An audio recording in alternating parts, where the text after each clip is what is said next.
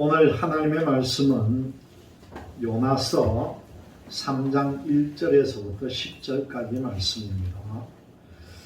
오늘의 말씀의 제목은 성경에 나오는 대로 무너지리라 하는 말씀으로 은혜를 나눌까 합니다. 요나서 3장 1절에서부터 5절까지 말씀과 마지막 10절의 말씀을 제가 좀 더 쉽게 다시 한번 여러분에게 들려드리겠습니다. 여호와께서 또다시 요나에게 말씀하셨습니다. 일어나 저 큰 성 니느웨로 가라. 그곳에서 내가 너에게 전하는 말을 외쳐라. 요나는 여호와께 복종하여 일어나 니느웨로 갔습니다. 니느웨는 둘러보는 데만 3일이나 걸리는 매우 큰 성이었습니다. 요나는 하루 종일 걸어다니면서 40일이 지나면 니느웨는 멸망한다라고 백성에게 외쳤습니다. 니느웨 백성은 하나님을 믿었습니다. 그래서 그들은 금식을 선포하고 가장 높은 사람에서부터 가장 낮은 사람에 이르기까지 모두가 붉은 베옷을 입었습니다. 10절 말씀입니다. 하나님께서는 그 백성이 하는 것, 곧 그 악한 길에서 돌이키는 모습을 보시고 마음을 바꾸셔서 그들에게 내리기로 작정하셨던 재앙을 내리지 않으셨습니다. 그런 말씀입니다. 여러분들은 아마 어린 시절에 중고등학교 다닐 때에 김소월이라고 하는 시인을 잘 알고 계실 줄로 믿습니다. 교과서에도 그 시가 많이 실리고 했는데 특별히 이 김소월이라는 시인의 시 중에 참 많이 알려지고 유명한 시가 초혼이라고 하는 시입니다. 초혼의 이 초혼이라는 뜻은 결혼할 때 초혼이 아니고요. 혼을 부른다는 거예요. 초혼, 혼을 부른다는 겁니다. 제가 한번 쭉 시를 낭독을 할 것인데 여러분 옛날 생각하면서 잘 한번 새겨보세요. 김소월, 초혼. 산산이 부서진 이름이요. 허공 중에 헤어진 이름이요. 불러도 주인 없는 이름이요. 부르다가 내가 죽을 이름이요.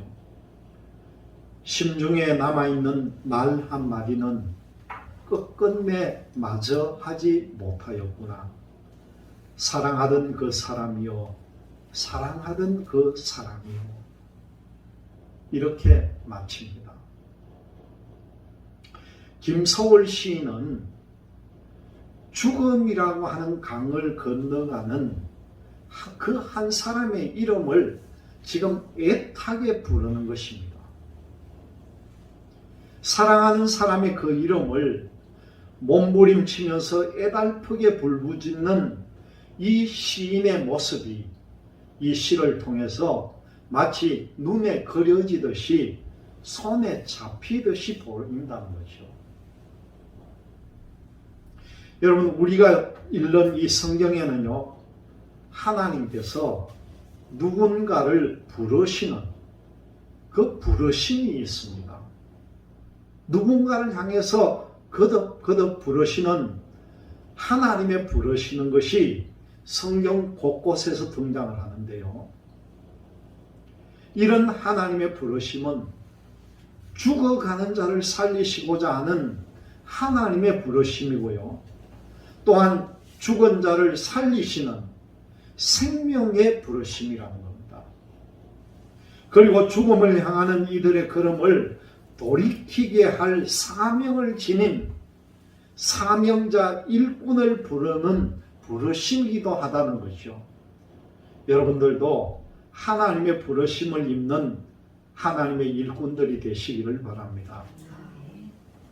오늘 말씀에 보면은 하나님이 요나를 부르신 부르심 바로 그 부르심 내용이 나옵니다.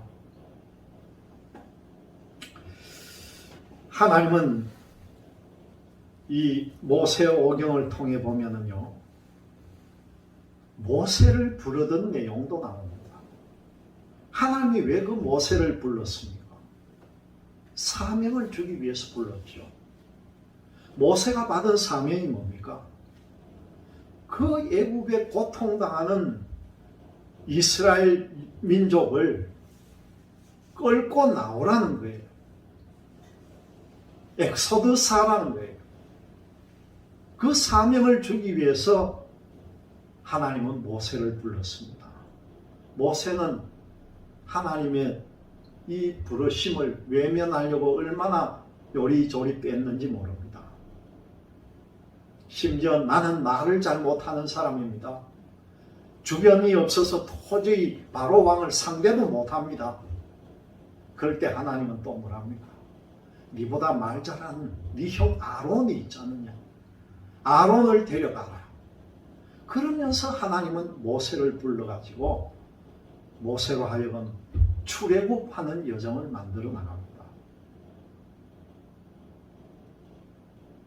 오늘 오전에도 말씀드렸지만은 그 출애굽할 때 하나님께서 금과 은과 폐물을 가지고 출애굽을 해라. 그 애굽 백성에게 내가 은혜를 베풀 것이니까 그 사람들이 마음에 감동을 해가지고 너희들이 애굽 사람의 폐물을 약탈을 하는 것이 아니라 그 사람들이 감동을 받아서 자원하는 예물을 받아가지고 애굽 땅을 나오느라. 그렇게까지 성경에 나옵니다.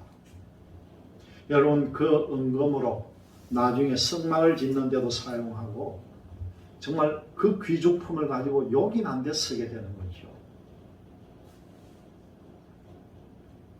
오늘 하나님은요, 이 요나를 부르신다는 거예요. 요나를 부르는 이유가 뭡니까? 니느웨라는 곳으로 가서 니느웨 네가 하나님의 말씀을 선포하라는 거예요. 그 말씀 내용이 뭡니까? 40일 뒤에는 이 니느웨 성이 무너질 것이다. 그것만 전하라고 보내는 거예요.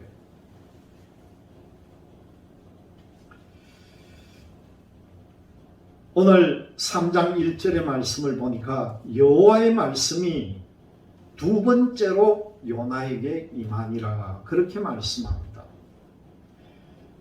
처음에 요나에게 네가 니느웨로 가라 했을 때 이 요나가 어떻게 했습니까? 니느웨로 안 가고 다시스라는 곳으로 가려고 했다는 거죠. 그리고 어디로 갑니까? 욥바라고 하는 항구로 내려갑니다. 여러분, 이스라엘 가보면은요, 욥바라는 것이 아주 오래된 고대 도시지만은 지중해를 끼고 있는 아주 평화로운 항구가 이 욥바라는 곳이에요. 지난번에 저희들이 가이샤라 항구는 가봤는데 일정이 짧아가지고 이 욥바라는 곳까지는 가지를 못했어요. 언젠가 다시 한번 이스라엘 가면은 꼭 요나가 도망치려고 했던 욥바를 한번 봐야 되겠다, 그런 생각을 했습니다. 이 여호와의 말씀이 두 번째로 요나에게 임하는데 이 말씀에서 그 죽음의 성 니느웨로 부르시는 여호와의 첫 번째 말씀이 요나에게 임했다는 겁니다. 그러나 그 부르심은 요나의 마음에 와 닿지를 못했습니다.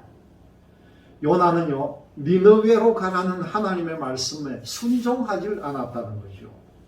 하나님의 부르심에 순종하지 못하는 요나의 마음이 이해가 안 가는 것이 아니라는 겁니다.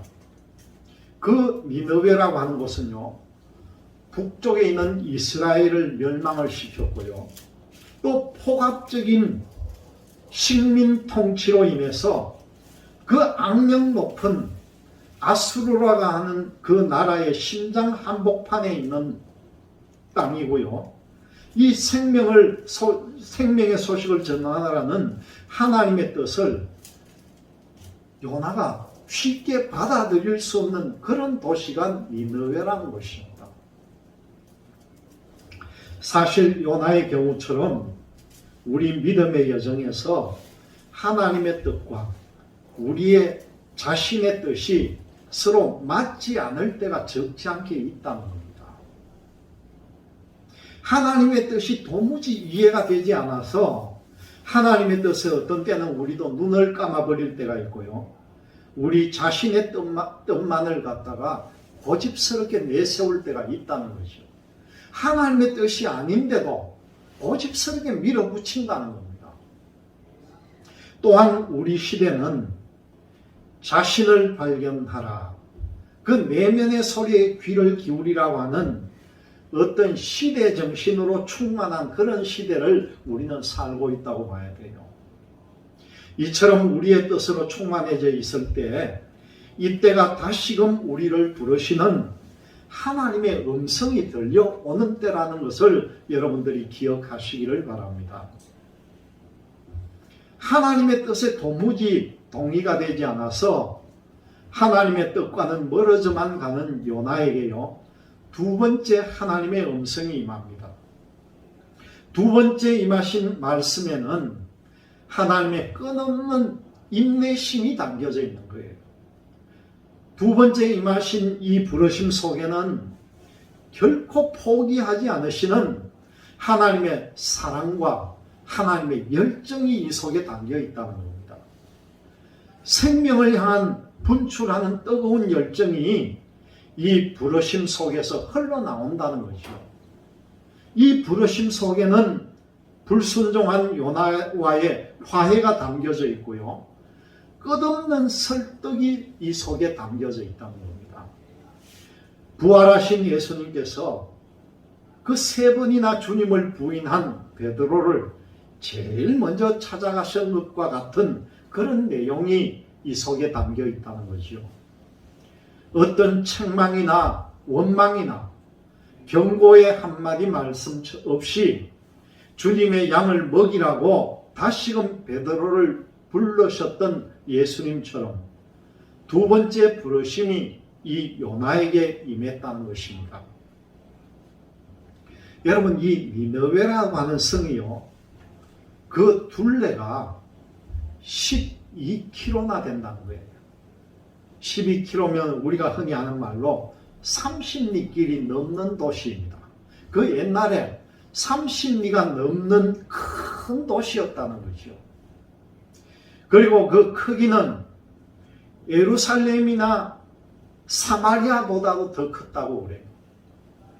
바벨론보다는 조금 작은 규모였다, 그렇게 말합니다.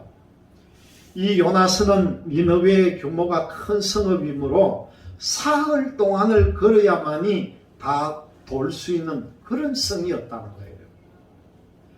요나스는 니느웨를 가리켜서 큰 도시라고 부르는 표현이 4번이나 쓰여져 있습니다. 그런데 이 요나스를 묵상해 보면은요, 이 말은 그저 도시의 외적인 규모를 일컫는 것이 아니라는 것을 알 수가 있습니다. 3절 말씀을 보면은 니느웨는 사흘 동안 걸을 만큼 하나님 앞에 큰 성읍이더라, 그런 말씀이 나옵니다. 즉 하나님에게 이 도시는 큰 도시였다는 거죠. 이 공동 번역에 보면은요, 니느웨는 굉장히 큰 도시로서 돌아다니는데 사흘이나 걸리는 곳이었다, 그렇게 번역하고 있으면서 또 거기에다가 형용사를 넣어가지고 굉장히 큰 도시다, 그렇게 표현을 합니다. 이런 말씀처럼 잃어버린 성 니느웨는 하나님에게 너무나 중요한 도시였다는 것이죠. 우리가 믿음의 문을 열면은 이 이방의 성 골목골목을 누비시는 하나님의 모습을 발견할 수가 있다는 겁니다. 요나가 캄캄한 물고기 뱃속에서 보냈던 그 3일은요, 빛과 생명의 회복에 대한 간절한 시간이었을 겁니다. 바로 그 마음이 사흘길 니느웨에 담겨있는 하나님의 마음이라는 것을 여러분이 기억하시기를 바랍니다. 루터나 칼뱅 같은 분들은 오늘 우리가 읽은 이 말씀을 해석할 때요, 요나가 모든 길거리를 걸어다니면서 회개를 선포했다, 그렇게 해석을 해놨습니다. 이 해석에는 하나님의 마음이 담겨 있다는 거죠. 한 사람의 생명이 온 천하보다 귀하므로 만나는 자마다 갈 수 있는 광장이나 시장이나 골목까지 생명의 말씀을 전하고 계시는 하나님의 뒷모습을 우리는 발견할 수 있어야 한다는 겁니다. 그런 하나님의 마음이 요나서의 마지막 말씀인 4장 11절에 보면은요, 잘 나타나 있습니다. 4장 11절 말씀입니다. 하물며 이 큰 성읍 니느웨에는 좌우를 분별하지 못하는 자가 12만여 명이요 가축도 많이 있나니 내가 어찌 아끼지 아니하겠느냐 하시니라, 그렇게 말씀합니다. 이 속에 하나님의 마음이 다 들어있잖아요. 좌와 우를 분별하지 못하는 수많은 사람이 있는 이 성읍이 하나님에게는 너무너무나 아픈 손가락이었다는 거죠. 하나님께로 돌아오지 못하게 하고 그냥 멸망시키기에는 하나님이 너무 애통함이 있었다는 거예요. 그렇기 때문에 이 요나서에는요, 그 성민 이스라엘의 한계와 범위를 넘어가지고 그 이스라엘의 적이 되는 나라까지도 사랑하시는, 이방인까지도 이렇게 지극히 사랑하시는 하나님의 구원의 보편성이라고 하는 지극히 아름다운 성경적인 메시지가 이 말씀 가운데 들어가 있다는 겁니다. 40일이 지나면 니느웨가 무너지리라. 요나는 니느웨의 시장과 골목을 누비면서 이 메시지를 전합니다. 다른 말이 필요가 없는 거예요. 구원받아라, 그런 말도 필요가 없고 하나님을 믿으라는 말도 필요가 없습니다. 이 땅 여기 40일이 지나면은 이 니느웨 성이 무너진다, 그것만 선포하고 돌아다니는 겁니다. 딱 한마디만 하고 돌아다니는 것이요. 성경에는요, 이 40일은 은혜의 기간이라 그렇게 부를 수가 있습니다. 40일은 반성과 정화의 기간입니다. 성경에는, 이 성경에서 40일은요, 심판과 전복과 반전과 변화와 마음의 변화에 쓰이는 귀중한 중요한 영적인 시간이다, 그렇게 말합니다. 왜 그렇습니까? 노아의 홍수는 40주야에 일어났습니다. 그리고요, 모세가 시내산에 올라가서 40주야를 하나님과 같이 지냈습니다. 그리고 여호수아와 갈렙은요, 가나안을 정탐하는데 40일간을 정탐을 합니다. 그리고 또 여러분 너무나 잘 알잖아요. 이스라엘이 광야 생활을 몇 년 했습니까? 40년간이나 광야 생활을 했습니다. 그리고요, 다윗의 통치 기간이 40년이었고요. 엘리야가 브엘세바에서 호렙산까지 가는데 40주야를 걸어갔다, 그렇게 말합니다. 그리고는 마침내 엘리야가 엘리사에게 기름을 붓게 됩니다.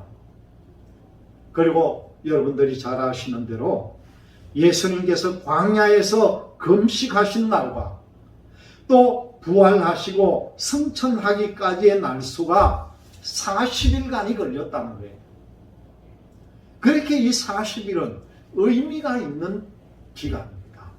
40이라는 숫자가 우리에게 준 의미가 크다는 것이죠.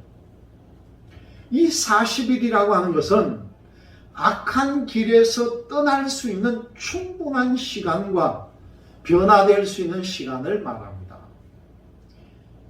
이 요나가 40일이 지나면은 니느웨가 무너진다. 40일이라는 그 기간 동안에 너희들이 조치를 취해라는 거예요. 그런데 하나님의 부르심에 소극적으로 응답했던 이 요나의 순종을요, 하나님은 적극적으로 다시 응답을 해 주셨습니다. 어떤 변화였습니까? 이 요나의 외침에 니느웨의 왕으로부터 모든 짐승들까지 악한 길에서 떠나 죽음에서 하나님이 주시는 생명의 자리로 그 삶의 방향을 새롭게 했다는 거예요. 하나도 다치지 않았다는 거예요. 요나가 생각하지 못했던 일, 기대하지 않았던 일이 일어났습니다. 수많은 예언자가 정성을 다해 선포해도요, 예루살렘은 결코 하지 않던 회개였는데, 그 타락한 성읍이었던 니느웨는요, 요나가 소극적으로 짧게 던진 말씀을 듣고 이 도시는 회개하고 악한 길에서 떠나서 돌이켰다는 사실이에요. 누가복음 15장 7절과 10절의 말씀을 통해 보면 죄인 하나가 회개하여도요, 하늘에서 기뻐하시는 하나님의 마음이 나옵니다. 여러분, 이 마음, 하나님의 마음을 꼭 기억하시기를 바랍니다. 그 죄인 하나가 회개해도 하나님이 기뻐합니다.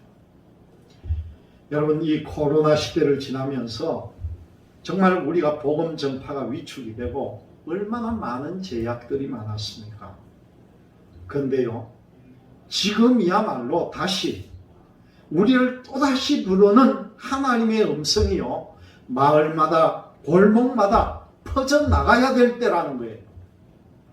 가만히 있어서는 안 될 때라는 거죠. 한 생명을 찾고 찾으시면서 또 부르고 부르시는 이 하나님의 마음을 품고 세상을 향해서 외쳐나갈 수 있는 여러분들이 되시기를 주님의 이름으로 기원드립니다.